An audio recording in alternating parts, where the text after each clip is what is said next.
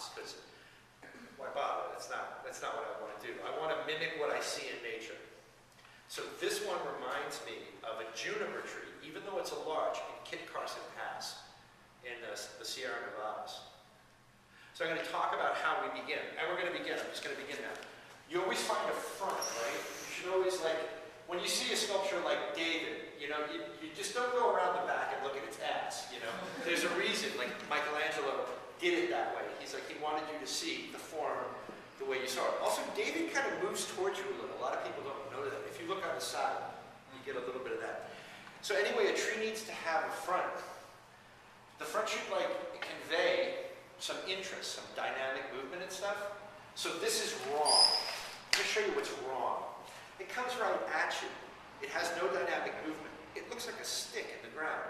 You don't see the interesting primary branches in the back. This is kind of wrong. I don't want to give you the Japanese rules because I'll turn you all off. You'll be like, I'll never do this because there's a book like this. But if you just look at it and go, well, that looks like a tree to me, you know, or this reminds me of this tree I know on, 680 in the valley. Like, there's an oak tree on 680, this looks like. And this one does look like a certain oak tree I know on 680 in Silicon Valley. I'm like, it looks like that. So that's what I do. I like that as a front. I like that as a front because it kind of speaks to a little adversity, right? If this tree was growing somewhere on a ridge, that would most notably be windward. You know? That would be windward. All those branches are dead on that side. I love this one, right? This one just looks like that. It looks like it grew and it just brutalized. Like maybe it got up above the ridge line, or maybe the borders, the snow borders kind of whack it every time to make the hard turns. Whatever. But I like that. And that's what I'm going to make my front.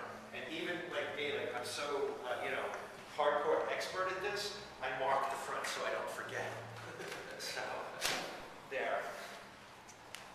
By the way, I have not given a bonsai lecture in like 10 years, so bear with me. Okay. I like that. Some things that are wrong. This branch is not strong enough.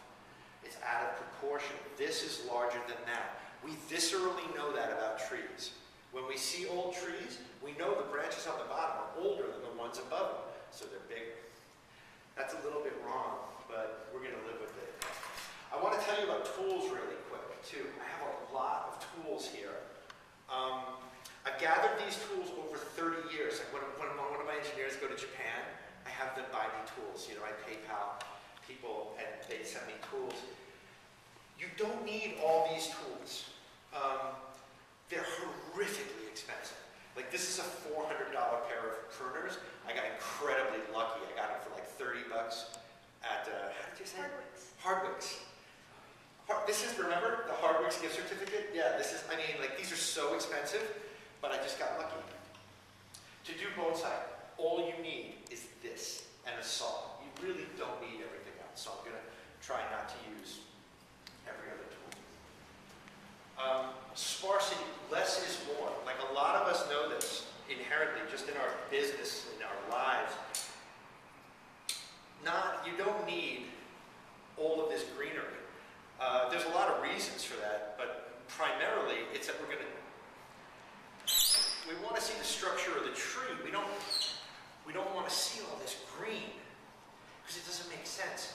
Ancient trees don't have profound amounts of greenery around.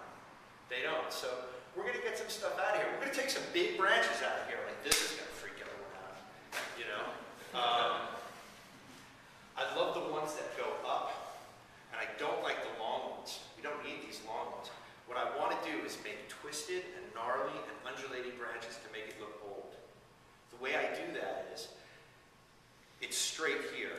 It curves there. It continues straight there, continues straight, bad. A branch growing on the inside of a curve does not make sense to the mathematics of trees. Nothing grows on the inside. That's bad. So, straight, break, break. I like this one because it goes the other way. The straight one is bad. I just took that branch and made it do that. When I apply wire, it's going to look even better. I love this, heading straight up. I'll show you what I'll do with that in a second. This is weird. Like all this stuff in here, really weird. That came from a poor pruning job by Dr. Bruner, not me. I prune well. So there, this. I'm going to work on what we call the primary branch. This is the first one, right? If you're afraid to cut your trees, you're going to be sad. This is not the art form for you then. You got to cut them. Branches, they grow back. You don't have to worry. You're allowed to make mistakes too. I have 30 years experience doing this, so don't worry about if you're not this fast. We only have an hour. This branch is beautiful. Here, this is beautiful. It comes out, it curves beautifully all the way to this line and comes this way. That means I don't like that one because it went the wrong way. Now we have a growing tip that zigzags for about 18 inches through this tree. It probably took this tree 30 plus years, to get that there. That's pretty cool. Here's a mistake in growth. We have 2 or 3 large branches coming out of one area. One is thick, one is thin. This one has more movement, this one is straighter, but we want to deal with proportion at this point. If I put a very thin branch here, it's going to look bad. So how can I impose value on this straight branch? That's why we have one. We're going to get to that really soon. This thin branch goes away. Gone. Okay, what I'm doing now is I'm opening up. There's this Japanese phrase that if I tried to pronounce it, forget it, I'd destroy it. But the idea is to make there be room for birds to fly through. It's kind of a poetic thing, Anyway, what I'm doing here is opening it up, making room for the birds to fly through, and also I'm multitasking. As I'm talking to you and as I'm cutting, I'm looking for spots of where I'm going to wire. And there's a kind of nice mathematical symmetry to wiring as well that I like. I can show you that in a second. The next step here is just to really, really quickly get in here and clean things up. Here's something cool. Sometimes we keep these, sometimes we don't. When a branch grows straight down out of another branch, if it's got enough interest in it that I can do something cool with it, I'll keep it. If not, I'm going to get rid of it. The ones growing straight down and straight up, they're often not that interesting. This is an exception. This one growing straight up, I'm going to keep that. I'm also going to open up spaces in here because I'm going to be anchoring wires and things of that nature in here. And I want to make room for that. We understand proportion. This is not, one can argue that if you're ever in Monterey in California, you've seen the Monterey cypress or the Monterey pines look like that with that spreading crown. Something very interesting about that is that's how you know you're looking at an old growth tree. Just for the record, when the tree optimizes, again, there's math here, right? There's a liquid pressure, hydrostatic pressure that the root systems can exert that will be limited by the height of the tree. Will limit that. When the tree reaches maturity and old growth, it's done going up, but it's still alive. So it's like, I'm going to optimize my light, I'm going to optimize my water, and that's why they flatten out these crowns. So what I want to do here is make a flat crown. I want to make an old growth looking tree. But this is somewhat out of proportion because it would, in theory, it would shade this out, right?